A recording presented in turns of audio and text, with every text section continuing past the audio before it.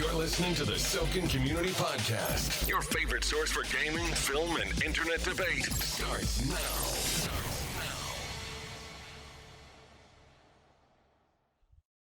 Dearly beloved, we are gathered here today to record Jace's last will and testament, as apparently he is quoting. It's true. I'm not going to make it to the end of the podcast. And if I do, exactly as Taps starts to play. I believe in you, Jace. Anyway, I'm your host T, and with our Jace and Leo, well, at least for now. Jace, Drayson.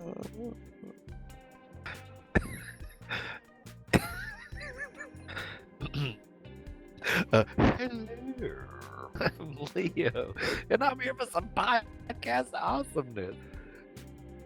Oh, 'tis the season.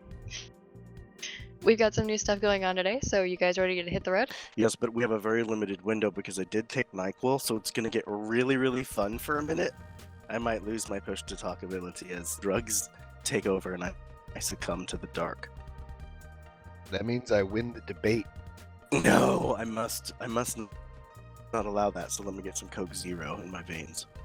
Today we'll be discussing the Black Widow teaser trailer and the Wonder Woman 1984 trailer, Sony's State of Play announcements, and get into some debate about holiday cheer. Let's right into it on a one-horse open sleigh.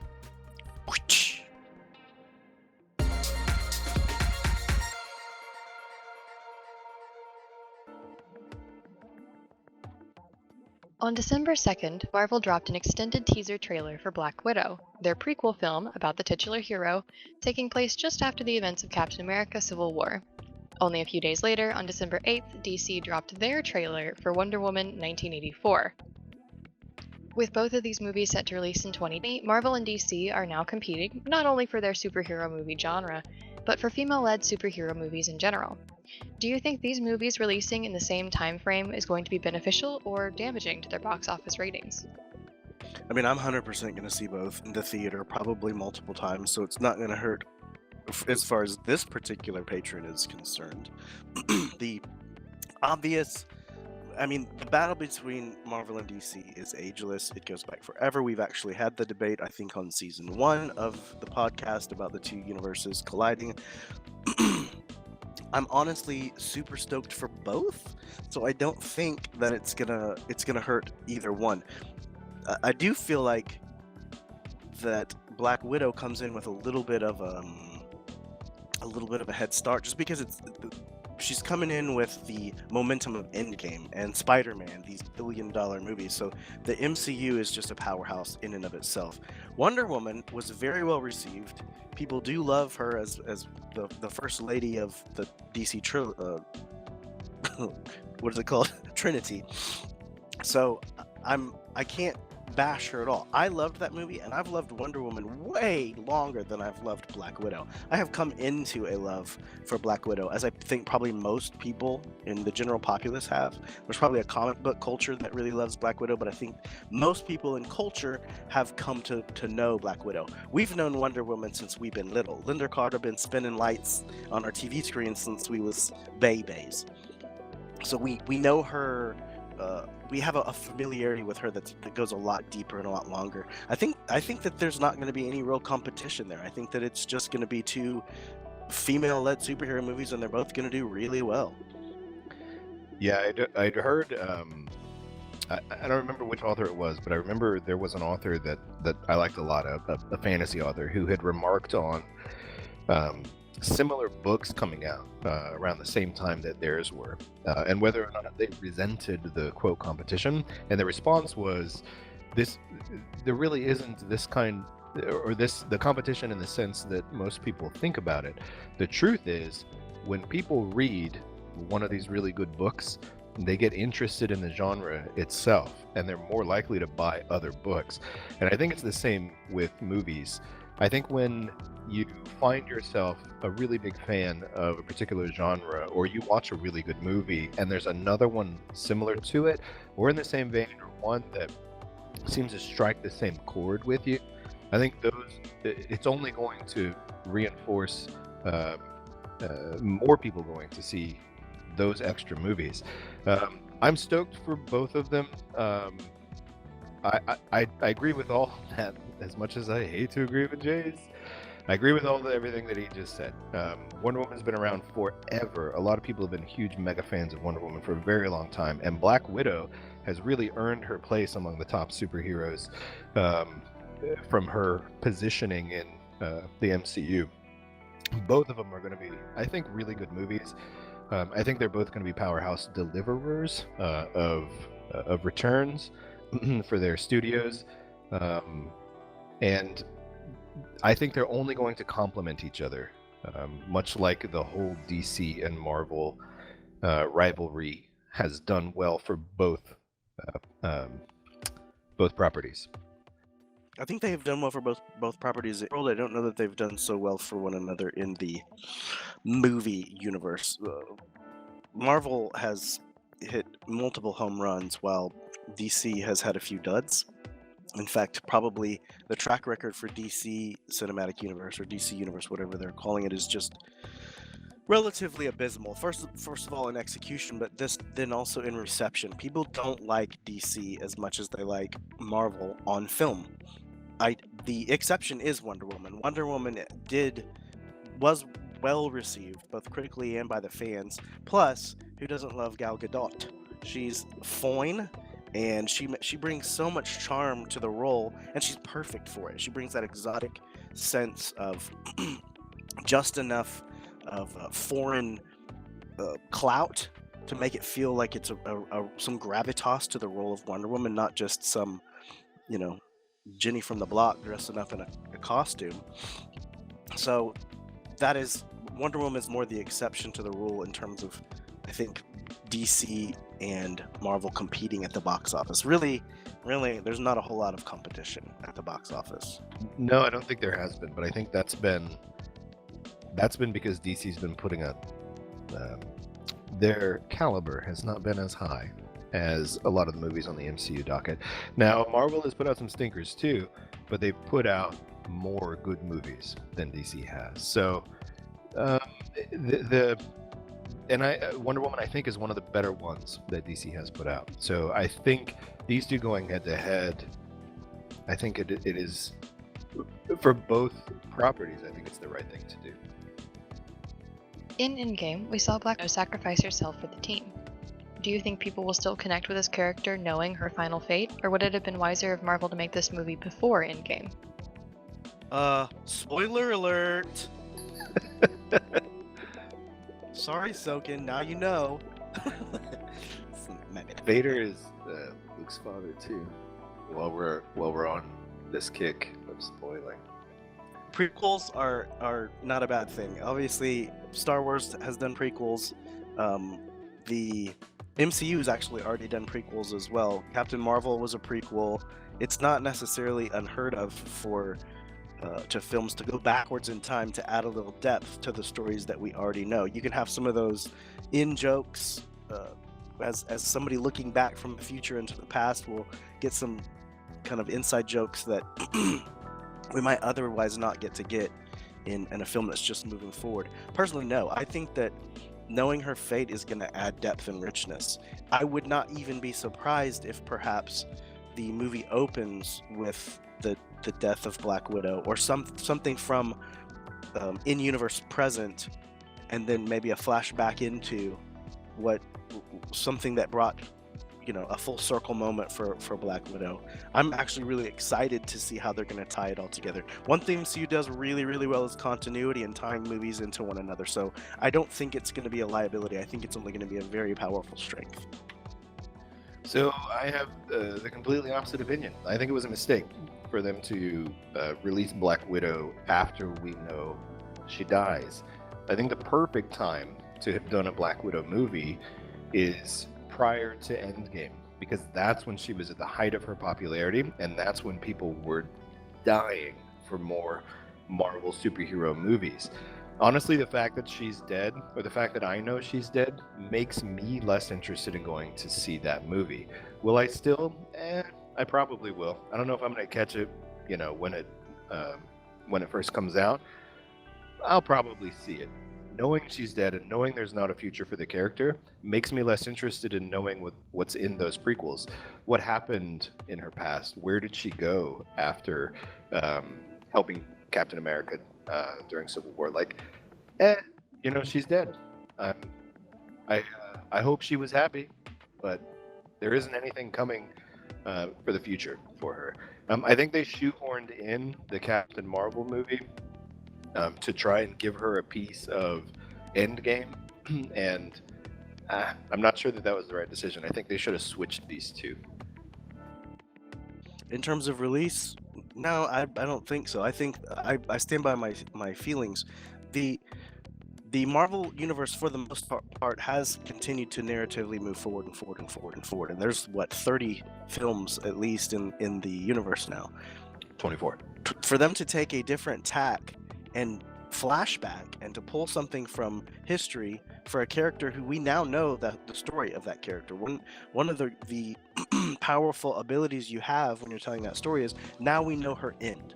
So there's actually a real freedom to do some things with the character that you perhaps couldn't do if her story was still being told. They can't really do something with Captain America even right now in terms of prequels, because his story is still moving forward. Even though he's 100 or whatever now, his story is moving forward. It hasn't ended.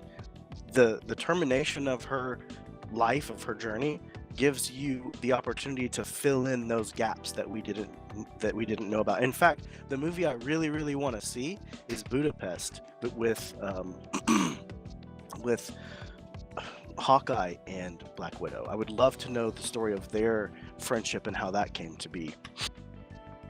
Right. I am curious about Budapest, but I'm frankly, well, I've said this before, I'm less interested now that I know that she doesn't have a future. Now that I know she's dead, it does something in my brain, in my heart, in my soul, to know that this character is already finished. There isn't going to be a future, and all I'm doing is looking at a film reel of their life prior to where I know they ended. And granted, you could objectively say that that's true about any character. They always have an end at some point somewhere, but I know where hers is, and I know that's already done. So it just loses that appeal for me. It's not going to make this a bad movie, but I do think they would have been better positioned before everybody knew she died, at least for a viewer like me. You can stand by your feelings, and in fact, Jace, I encourage it. Stand by your feelings. I'm going to stand by mine. Fair enough. Wonder Woman similarly had Steve sacrifice himself, but he's returned in 1984 and apparently hasn't aged. Any theories? Yeah. No, I'm clueless. To be honest with you, I don't have a clue.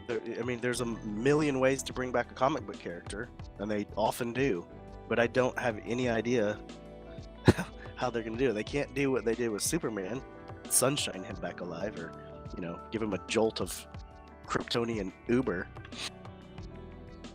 Or maybe a Kryptonian lift, if Uber's not available.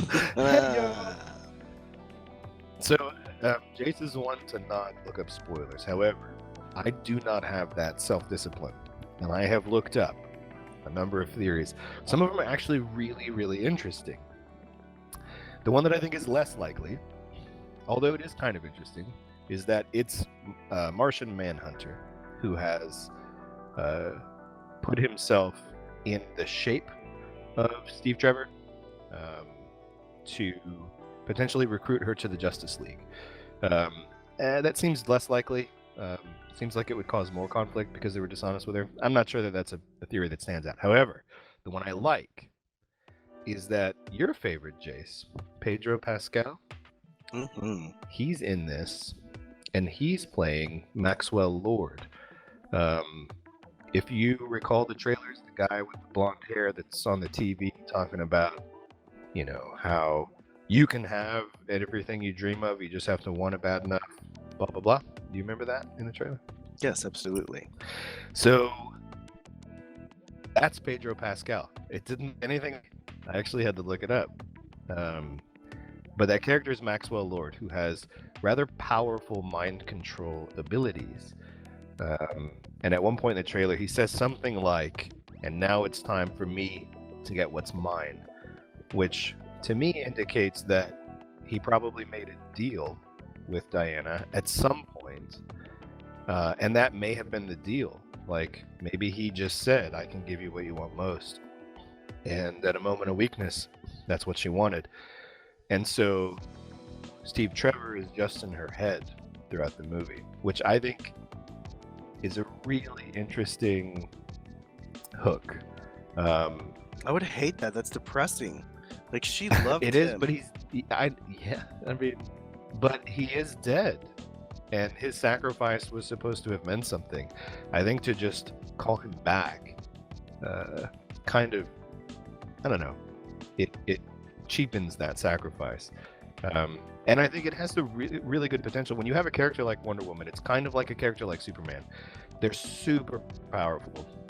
They can do so many things. They're not really in much danger by their enemies. What risks or what challenges do they face? And a lot of times it's in their own head. And I think if that's the case with this, I think it's going to be very cool to watch. It would certainly be compelling, but it would make me feel sad at the end of the movie because I just want Diana to feel happy, and I don't want her to be depressed that he's dead again, all over. It was already traumatic enough to have him blow himself up at the end of the last movie. Now we have to do it again? No, that's too much loss for poor Diana. Well, you're not wrong. But there's a reason Batman is like the prodigal son of the DC universe, the Dark Knight. I mean, he's like me, but with a bad costume and skills and weapons and money and charm. I am super excited to see Kristen Wiig as Cheetah. Kristen Wiig is hilarious to me, and I'm very fascinated to see what kind of a performance she's going to bring to the thing. Is it going to be funny? I kind of hope not, just because I don't want it to be a goofy movie, but at the same time, I love laughing at Kristen Wiig. So Kristen Wiig, I think, she's a great actor, and she's hilarious when she wants to be. I think, though, I've seen other comedic actors put on really good dramatic roles, and I don't know if I've seen Kristen Wiig in a dramatic role, but I'd like to, because other comedians that have done it, I mean, Jim Carrey, who is one of the goofiest, most slapstick comedians out there, can do a movie like The Majestic and do it well.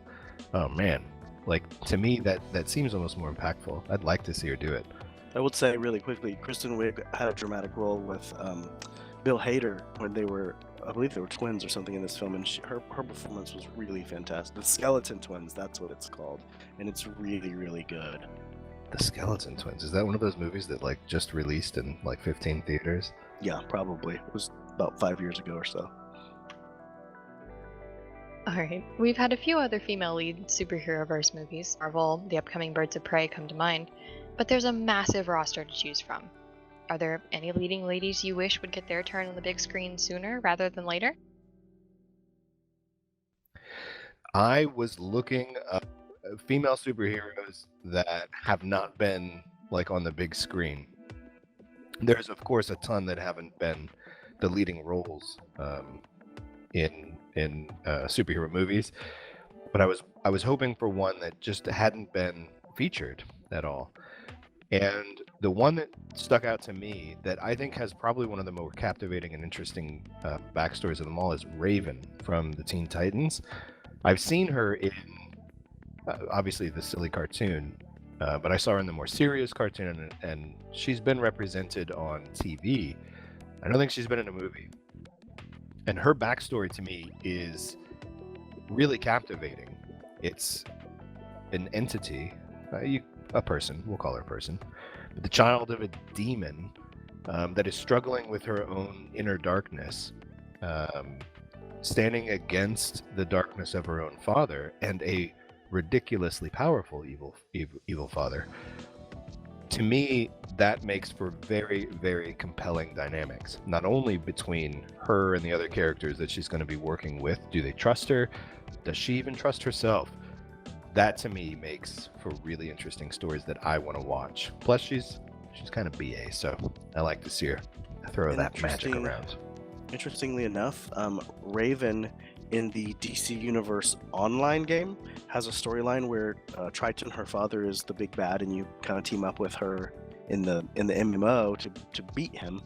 And it's a really good storyline. It feels, pretty deep, dark, and compelling. She is a pretty cool character. She does show up in the DC Universe television show Titans, and season 1 I thought did her really well, but season 2 did drop the ball a little bit with what they could have done with her. It would be kind of neat to see her on the big screen and like a dark fantasy type movie. My number 1 pick is somebody who's already been on the screen prior with a couple different actresses, but Storm has always been one of my very favorite superheroines. I just love weather wizards anyway. That's just such a cool power set for me.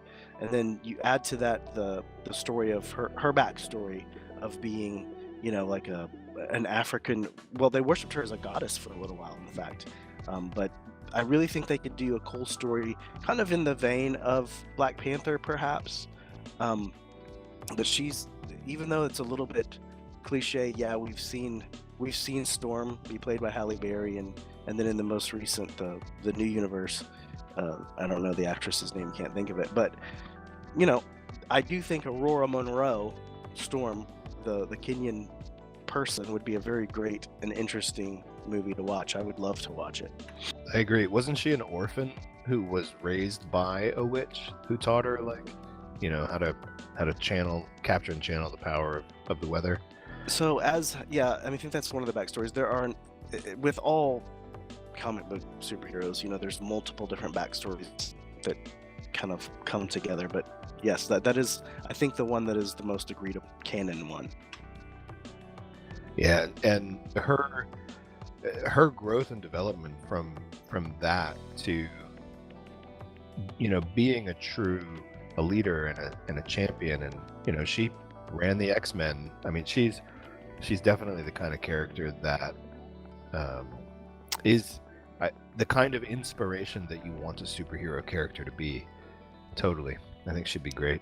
One thing, as an aside, I would love for them to do, the way that they put the Avengers together, they had that long 10-year plan, and they started with individual movies, and then they formed the team.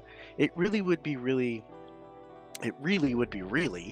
satisfying for I think, once the X-Men start to come into the MCU, for them to do a similar thing. I don't think that they will. I think that they'll keep the X-Men together from movie 1.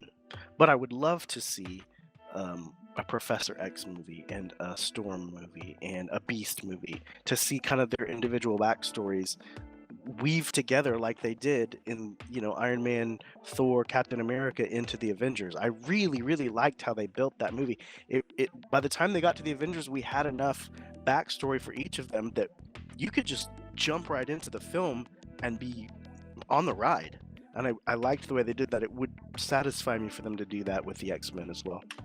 Yeah, that Avengers, that end game, it was such a powerful moment to see the Avengers assemble on screen, not just because most people who are fans of the genre understand the significance of it, but because even the folks who have just been a part of the movies, to have seen, I mean, this I'd mentioned earlier, the new Black Widow is the 24th movie in the MCU.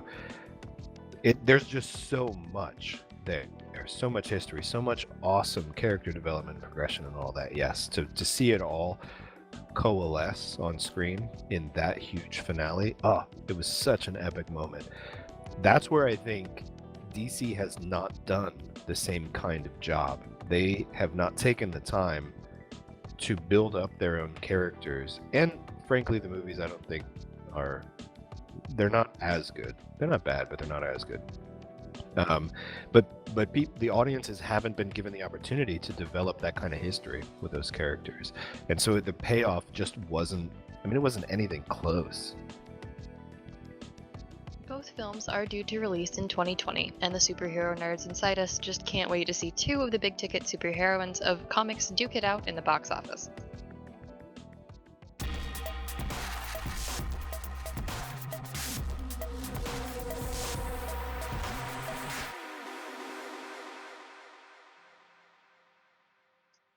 On December 10th, Sony released an announcement video, which revealed a number of things, including a new Kingdom Hearts expansion, a Resident Evil 3 remake, and a new Battle Royale called Spellbreak. To start us off, let's talk about Kingdom Hearts, which I know means that we very well could be here for a while. It's one of the biggest JRPG franchises of all time.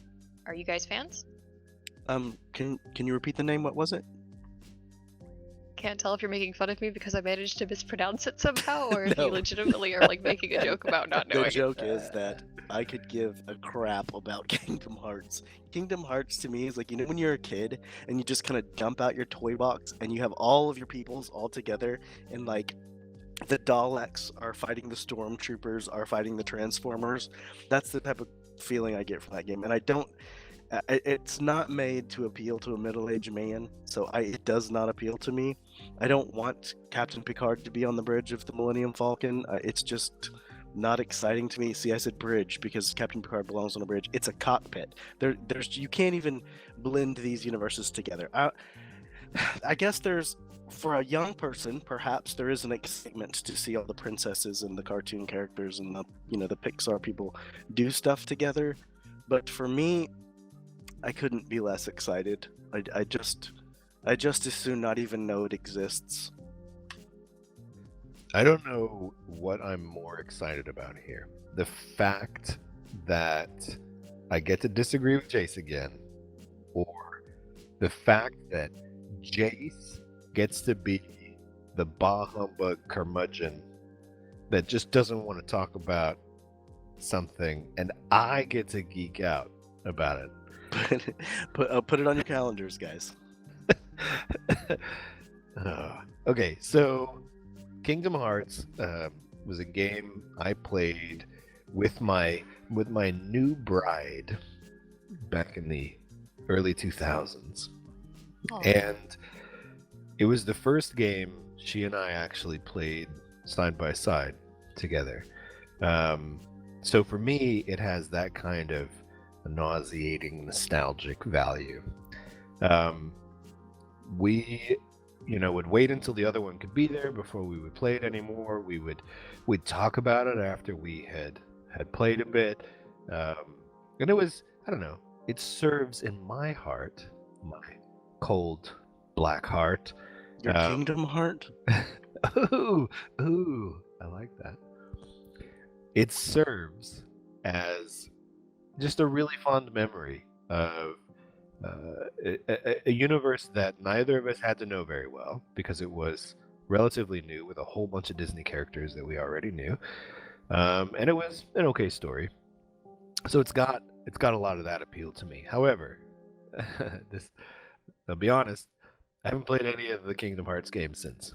They just got kind of silly, and as JRPGs do, they got a little redonkulous, and so we lost interest.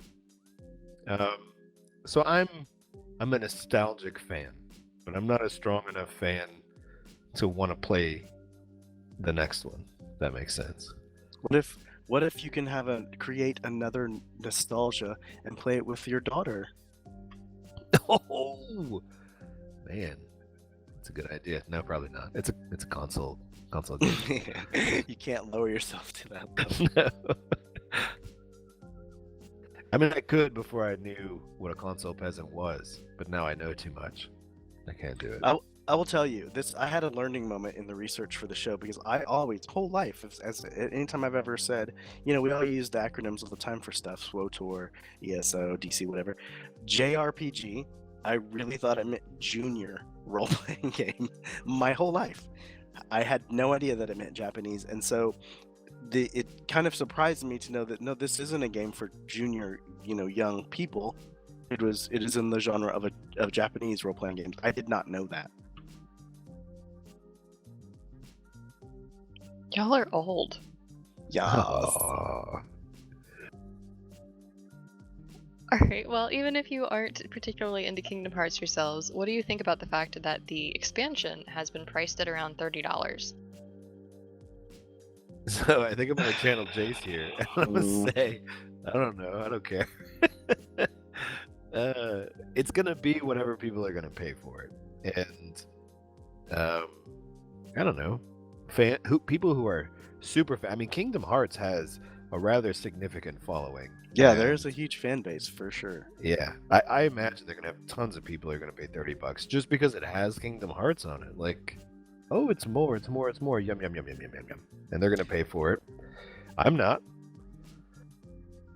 Yeah, the market will decide whether that price. To me, $15 for an expansion, $20 at the most. When you're not building base game, when you're not expanding, even sometimes if you are giving more classes and more abilities, that's an expansion really isn't redevelopment. It's taking a few new tricks that maybe didn't make it into the initial launch and putting it into like a little mini re-experience of that game. I'm not a fan. I don't love that price point for that. And I don't know how much content is coming out. I don't know, if it's 8 hours, 10 hours, 30 hours. I have no idea. If it's an equal number of content hours as the initial release, $30 might be a good deal. I could see that. But if it's just another world, because I think that they go to like worlds like from Disney Life, or like they go to, was it Avalon or Avondale, right? They go to the Pirates of the Caribbean islands, and they go to those places. If they're adding a single or two, it just doesn't seem like it's worth the price point to me. The way you get me and Jace to spend money on games is if we get horse armor or new hats. Yeah, I will drop money to pimp out my character. And my house. If we're decorating houses, you don't even want to know how much money I've spent decorating houses. Yeah, but there has to be other people that play. Like, if it's the single player game, there's a limit. But if it's multiplayer, it's on. So Sims developers, if you're out there, we want an MMO. Yes. My first MMO was Sims Online. Just an aside, we can move on. Alright, there's a Resident Evil. I'm just gonna start that over. Resident Evil. There's a lot of those games too, because we've talked about some large scale franchises. Yeah, tons of them. They've announced another remake, and this is not the first time they've remade one of their games. This time they're remaking Resident Evil 3, but it begs the question, is this a good thing for them to be doing? Do we like that they're doing this? They're remaking their classic, critically acclaimed games? Or do we think they should be focusing on new titles? Because I don't think many companies want to be the new Bethesda, re-releasing the same thing over and over.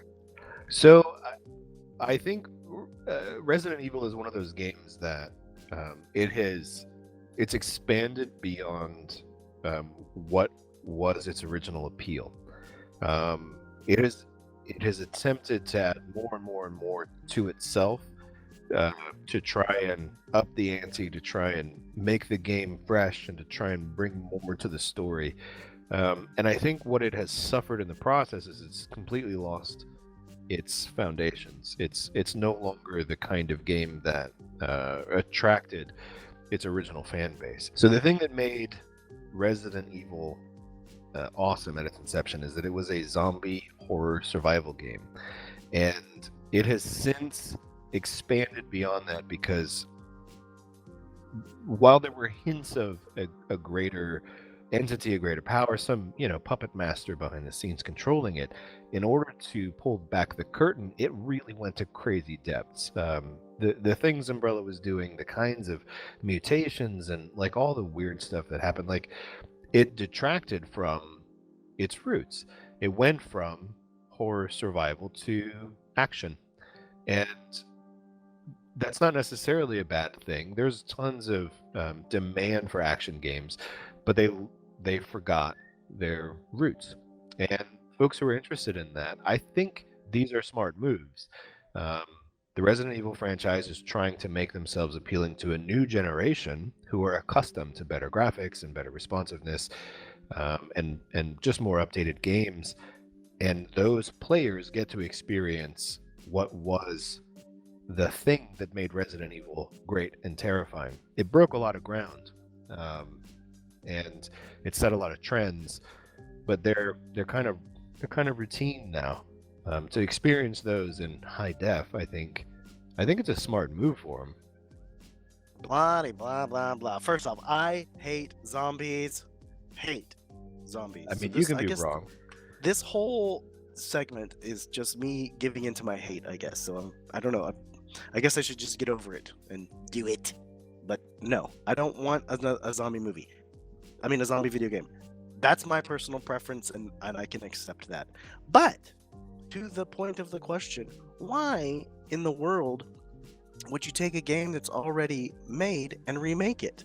I've really never understood that. Anytime any game has done that, unless you're going back to something where the graphics were just a little bit pathetic and you can really expand on the world, maybe tell the same story but in a completely new gameplay, remake a more linear game into an open world game. I don't know, if you're not really changing the experience, I don't get it, because I already had that narrative, I've already had that story told in my head and been through it. I don't really want to have game developers lose their creativity and say, I can't think of another good idea, let's just take an old idea and make it shiny again.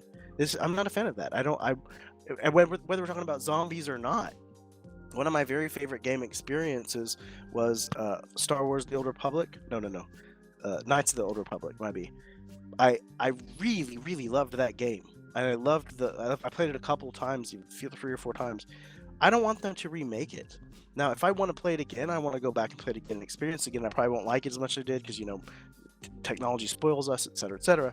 But truly, I don't need them to take that particular story and let me play through it again with shinier stuff. I've done it. If you want to move the medium, make it a movie, make it a television series, something like that, I'm interested. But as far as video games go, there's an infinite number of stories to tell in an infinite number of universes.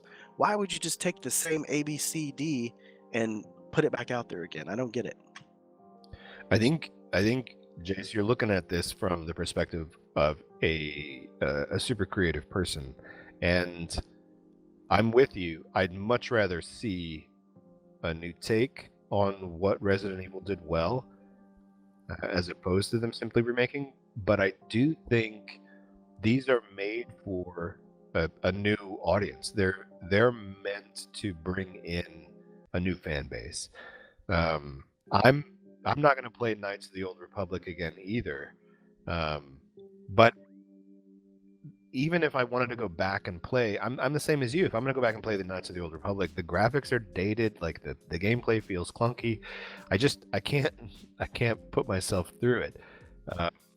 As much as I might have loved the story. And I think a lot of gamers, particularly younger gamers, experience that same thing. As older gamers like you and me, as we talk up these games as how awesome they were, how groundbreaking they were, how phenomenal they were, when they turn them on and they see, ugh, this looks like it was made in 2001, and because it was, they're not willing to jump in and play it, and this changes that dynamic, I think. But do you really need to remake Citizen Kane?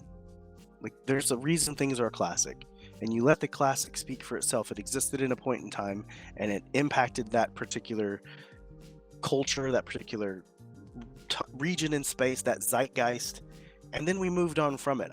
That's one of my real peeves, is when people get in loops and want to repeat and circle around. Let's move forward. Let's respect what was there. People grew from it and loved it. And if you young whippersnappers out there experience it like it was meant to be experienced, like in its own window of time. I really don't understand the remake mentality in to a large degree. I don't understand it.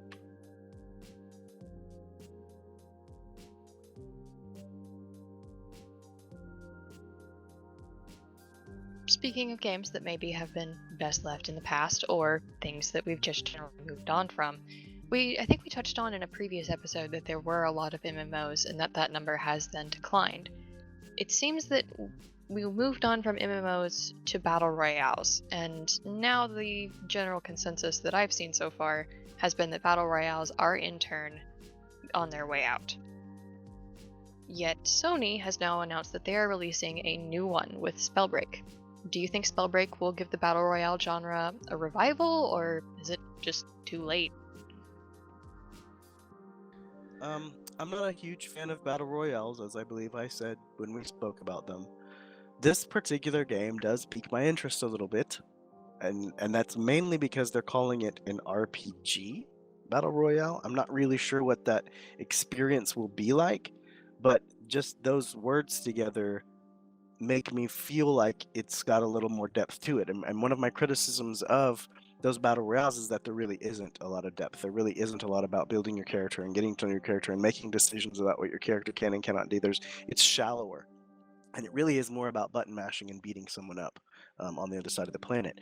If they can enrich that experience, and then you take your masterpiece of a character that you've been working on or built up or are in the process of developing, and you put that then into an arena of some sort, a battle royale of some kind, and the choices that you've made, or even the backstory, as this uber nerd might say, can be experienced in a fight. That appeals to me a little more. It gives depth and maybe some richness to an experience that I find shallow. So I'm kind of intrigued by the game, to be honest with you. I may actually check it out. I'm not at all intrigued. I don't want to play that. It does nothing for me. At battle royales, just in general, I'm with Jace. They are uninteresting to me. And this one, I've watched some trailers and read a little bit. It does nothing for me. I'm not sure if it's going to revive the genre. I'm not sure if it's doomed to flop.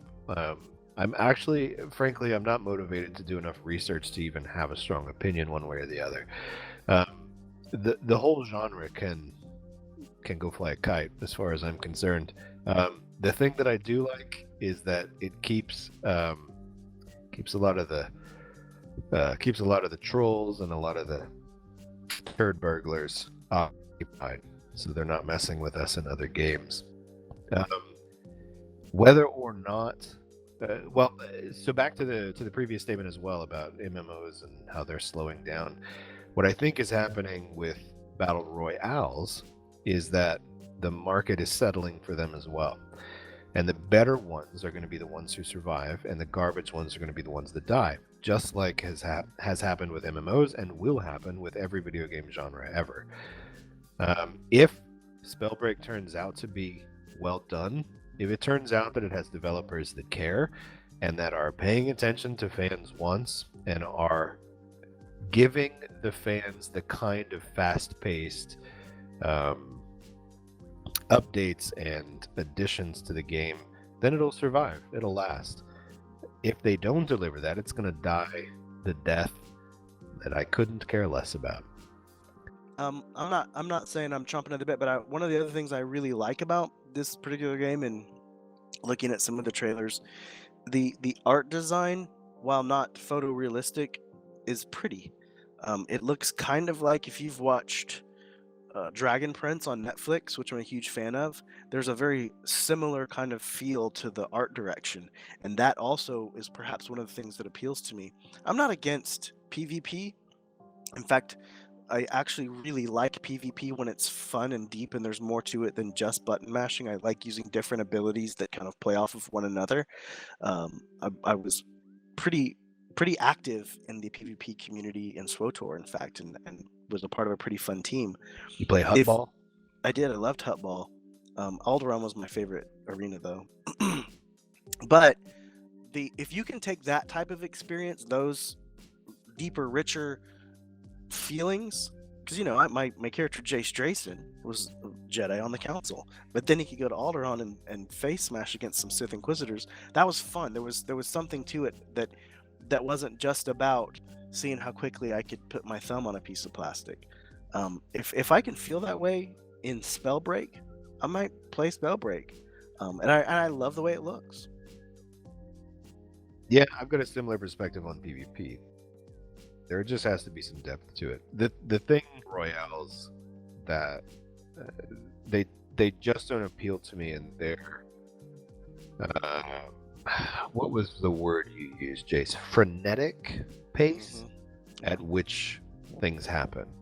Like, that to me is enough to turn me off from wanting to play them. However, PvP can be fast-paced. PvP can be crazy. But so long as there is some depth to it and stuff matters and there's a little bit of strategy involved, yeah, I agree. I need some strategy. I'm down for. Alright, well, regardless of how we feel on Kingdom Hearts and expansions and the raising of dead, I can promise you that we are not, in fact, heartless. Well, I see what you did there.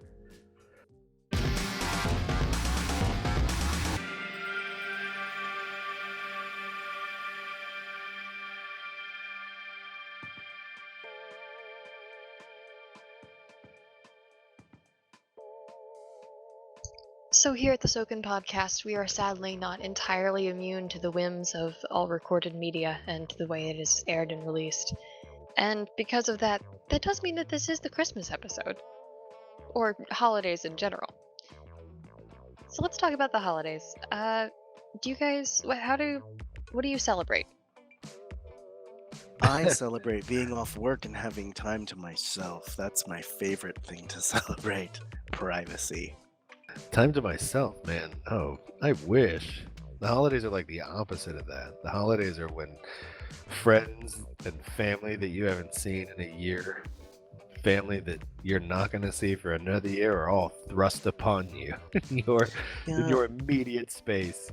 There is that. And this year I'm probably going to have more of that than I ever have before, as I'm having house guests for this Christmas. I've never had Christmas house guests. So, yeah, there's going to be people on top of me. So, not literally on top of me. I'm married, y'all. Relax. But it's going to be a lot of humans. And I have a relatively big family. So, I also have a bigger house than I have had previously. And people are going to want to come here and do... In fact, I've already been told we're having a Christmas karaoke night for the family. Which I'm not... You guys can't... You can't see Sil, but I think he's fanning himself right now. After that hot, spicy take. I make a lot of money during that because my mother, the reason she wants to do it is so she can hear me sing stuff. And so I always say, no, I'm not going to sing until she starts bribing me with cash. And it has worked for the majority of my adulthood. And so, I'll probably make $1. You gotta replenish the coffers after that Christmas spending. Exactly. That's good family holiday. I'll whore myself out for a little money.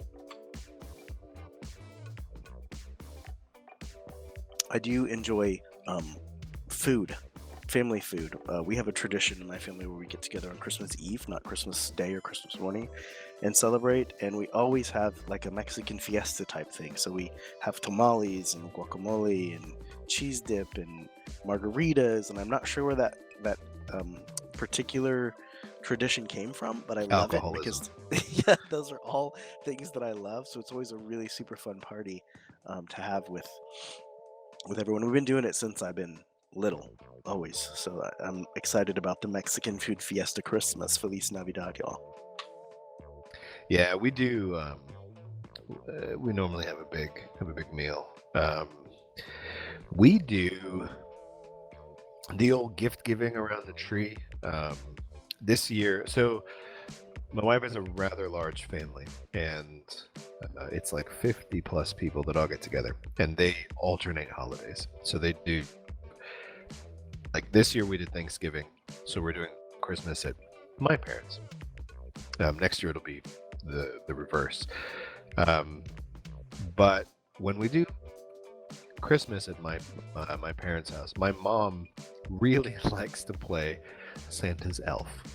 So she will she'll go to the tree and she makes sure that it is stocked with presents. And then she wants to be the one who, like, she's an older woman and it's tough for her to like crawl on the floor, but she insists on doing it anyway. So you can hear like joints cracking as she like gets over there. Poor thing. Have you gotten her a life alert? Not yet. But she goes to the tree and she sits down, and then she usually gets a couple of her grandkids, my kids and my brother's kids, over to help. She's like, grab Grammy, that present over there. And she'll Her. grab it. And then she'll, like, oh, this one's for Billy. And she'll hand it off.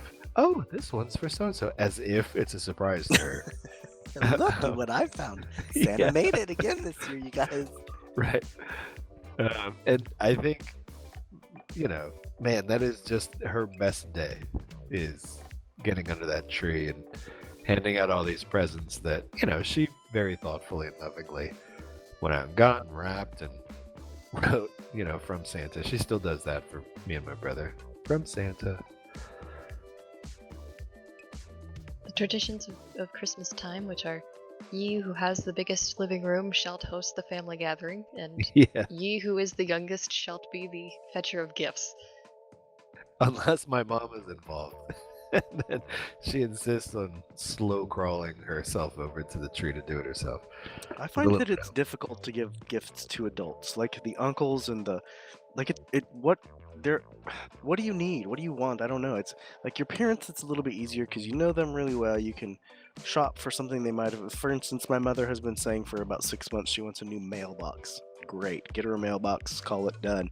But like Uncle Jeff, who I see twice a year, and he's coming into town. What the hell do I get Uncle Jeff? I don't know. I usually just get him like gift cards to restaurants because I don't know what grown men like.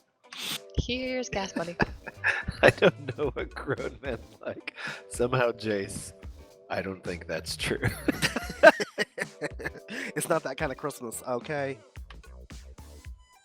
So, yeah, I found tend to be a go-to, and yeah, for folks that don't know well, man, I'm at a loss too. Heck, I'm even at a loss for folks I am close to. I am so glad I have a super thoughtful and conscientious wife, because she'll tell me, hey, I have an idea for your brother. I'm like, oh, high five. Christmas is done. Me and my brother don't give gifts. It's a long time pact we've had that we don't get gifts for each other because we stress about stuff. Both of us are pretty anxious guys, and so we made a pact. I don't know. It's probably been 10 years ago. No Christmas present from me to you. No Christmas present from you to me. And we've stuck by it. And it's like a high five every year. Thanks for taking off the pressure, man. Oh, I would love that. My brother and I are the opposite. Like, one of us will buy the other a gift and then hope the other one doesn't have one so that we can lord it over them for an entire year. Hey, you remember that one time I bought you a present and you didn't buy me one? Yeah, I remember. We do that. Is the depth of our relationship. We do that. My brother owes me $83 still from 2 Christmases ago when we were going to get my mom a Keurig and go in on it together. We didn't go in on it together, and I'm still waiting for my $83 payback. That's what I'm going to give him for Christmas, an invoice. Have you guys ever done the scavenger hunt for gifts? Never. I've done scavenger hunts when my child was very small. I love scavenger hunts. I like laying clues and stuff, but we've never done it for gifts. No. I just remember one Christmas they made my dad go like all around the house. He had to drive to someone else's house and then drive back to find his present, and it was hilarious. It went on for like 30 minutes, and then I think it was like something that could fit in a lunchbox. Man, that would be great. I wish I had a dad with a sense of humor. That would be so cool. And now the real Christmas feelings start to come out. Ah, Christmas. Christmas. How old were you guys when you stopped believing in Santa?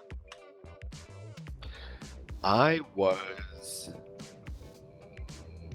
I think, 7 or 8, and I remember asking my parents very pointed questions because we were living in an apartment in Germany back when it was still East-West Germany. My dad was stationed there. He was in the army, and I was like, hey, we don't have a chimney in this apartment. How does this fat dude get in this place? And they were like, oh, he comes in this sliding glass door. I was like, nope, we lock it every night. And we were talking about personality tests earlier, and this fits my personality to a T. Very skeptical, very analytical. I did not believe them. And when they finally relented and told me, okay, no, spoiler alert, listeners, there is no Santa, I was actually mad at them because they had lied to me. No, my 100%. My next question was, well, is there a God? And they assured me that that one was true. But like, it's trust breaking, isn't it? I Yeah. believed in Santa way too old. First of all, I was more like 10 or 11 because Santa Claus actually came to my house one time and brought me a puppy, and I was little, probably 6 years old. So no one was convincing me there was no Santa Claus. I've seen him. My friends at school would try to tell me there's no such thing. I was like, y'all are wrong. I've seen him. He's been to my house and brought me a puppy, guys. He's real. I seen it. I discovered that my parents were lying to me on an accident one Christmas Eve as I watched my mother pull up a Smurf toy out of a box. And I remember it was a Smurf with an astronaut helmet on, and I thought, if that's there tomorrow morning, that means there's no Santa. And sure enough, my brother got a Smurf toy that next morning with an astronaut helmet. These sons of blanks, I can't believe they've been lying to me all this. Literally, my first question was like, well, is God real? I had a similar, like I saw him wrapping presents, and I remember thinking, if that says from Santa, they're full of it. and they did. And they were. I can't say that I remember when I stopped believing in Santa, because I don't really think that I can remember a time when I necessarily did. Really? I think I definitely did at some point. I can't recall when that changed.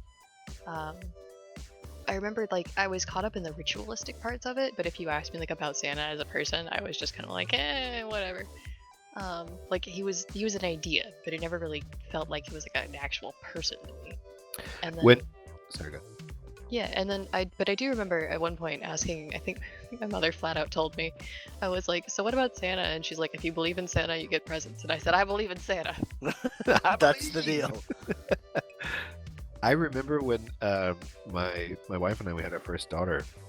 It was actually a point of contention between us. You know, you have a lot of interesting conversations when you have your first kid that you didn't anticipate. Like, what are our disagreements with parenting? And Santa turned out to be one of them for us, where I remember the, I guess anger, feeling of betrayal I had when my parents finally told me. And I was like, aha, I knew it. You've been lying to me. Like, it wasn't a pleasant, like, oh, I'm in on it now. Like, it was a really negative experience. And I was like, I don't want to put my kids through that. So my wife and I had big disagreements about whether or not to teach our kids about Santa, whether or not to carry on that myth. And she eventually won me over with, there's something magical about the holidays, and there's something magical about childhood. You can't ever recapture it. And so let's embrace it and let's let them enjoy it while they can, before they turn into the cynical adult that I am. But it's just such a stark difference between before and after. Like, I remember thinking, as soon as the Santa puzzle began to crumble, so there's probably not unicorns. There's no Pegasuses. Like, magic isn't real. Nothing is gonna matter. And Yeah. that's when I started I remember become having a the role same. player.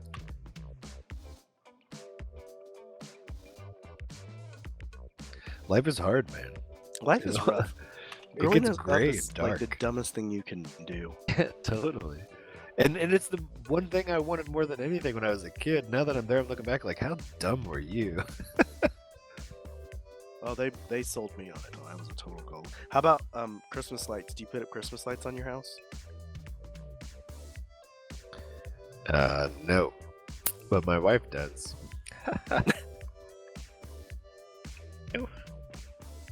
T, you do it? We don't put up lights. I have tried. I have asked. I have whined and cried, but it has yet to happen. In all of my years of childhood complaining. But love we do lights. decorate the inside of the house. I mean, we put up the Christmas tree. We decorate, like, we have a banister, and so like we'll wrap fake ivy around the banister, and usually there's other things hanging around the house. I have noticed as I got older, I didn't participate as much in the decorating process. So like, especially because I slept in more and more. So I would just wake up and suddenly the house was decked out for Christmas. Oh, that's a way to live. I love decorating for Christmas. It's a very happy ritual for me. I have 2 Christmas trees that I put up. One is like the traditional tree from the ornaments when I was young that I've collected through my life, and one is my geek tree with my Star Wars and Star Trek starships on it. I love putting up lights around the house and the yard. We put up decor all over the place. So, I even change out like the cup towels that you hang on the oven. Yeah. My wife even changes our porch lights to red and green. Jace, are you the type who sings Christmas carols as you're wandering the house, putting up decoration? Yes. Not only sings them, I have Alexa in the house, and Alexa and I have been through all the Christmas songs a couple of times. When I come home even and cook during the Christmas season, I have her playing Christmas carols. Not necessarily carols. I don't love the carols as much as I like the traditional old standards. I like those kind of Christmas songs more than I like Christmas carols. What about you, T? It depends entirely on who I'm with and whether or not I am being subjected to hearing them or if I'm able to choose to hear them. I can't stand them. Chestnuts roasting on an open fire.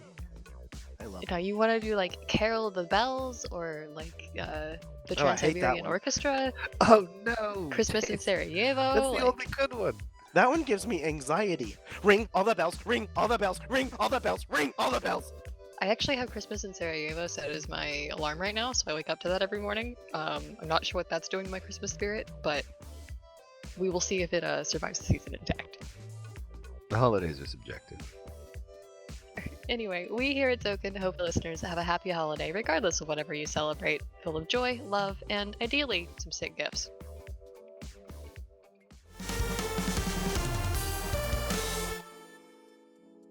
This week for Tea Time, we have a question submitted by Ophalo from Sokan's Divine Conclave. It's Ophalo, but he loves Ophalo. He really Ophalo. does. I am so sorry. Yeah. Merry Christmas. Anyway, he asks, Leo, how old are you and what was Christmas like in the year 0? All right. I'm old enough to be Ophalo's dad. I'm sure. If I had Probably, kids. scientifically. Super young, yeah.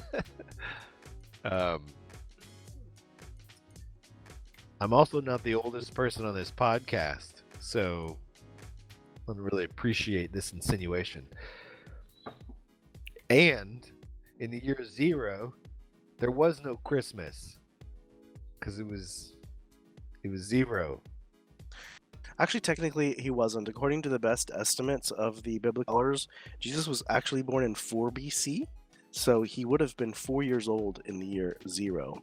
But there was no 5. Christmas. But no, there would not have been Christmas yet, as they would not have been celebrating the birth of a 5-year-old who they did not know, according to the Christian belief that he is the Messiah. This is true. They would not have been. In fact, I believe that at that time. This is my question, Jace.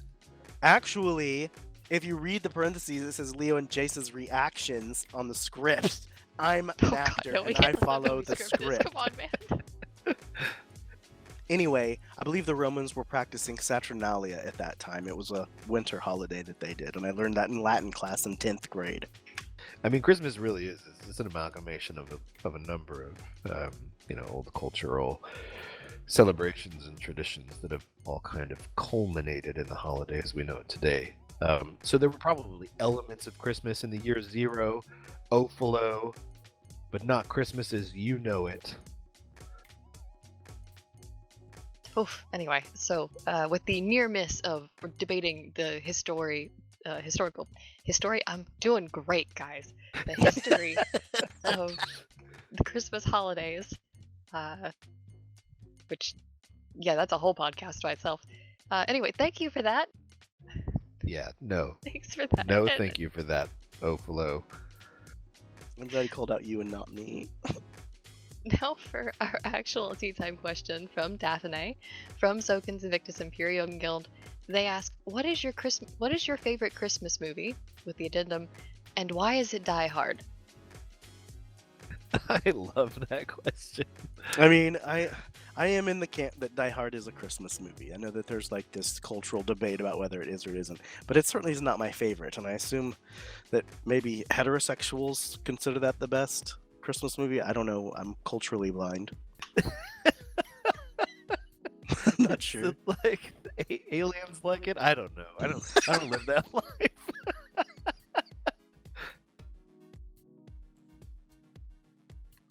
My favorite Christmas movie of all time is Elf, with the ever hilarious Will Ferrell.